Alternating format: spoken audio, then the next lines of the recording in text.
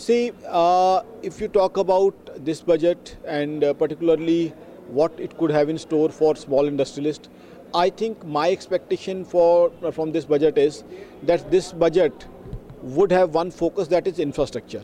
Now, by infrastructure, what I mean, there could be focus on roads. This government is already doing a lot of roads. Plus, there could be allocations and focus on waterways, inland waterways, then infrastructure which could be developed on the coastal areas. So, if infrastructure is developed, if more roads are done, if more roads are constructed, our waterways are promoted, I think small industry would be helped, because one, this would increase connectivity. Those small industries which are in smaller town, they'll have better connectivity with bigger towns. They'll have faster raw material reaching them.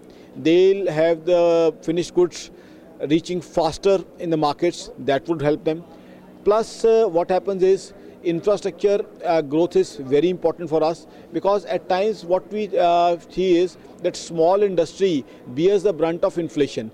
Now, whenever we talk about inflation, the main issue comes is that at many a times there is not gap between demand and supply. The problem is that the raw material which the industry needs doesn't reach it in time. There are bottlenecks, there are road blockages, that's why it's delayed. Now, in case we can have waterways, that would be having a alternative route of transferring goods, transporting goods. So that would help the small industry.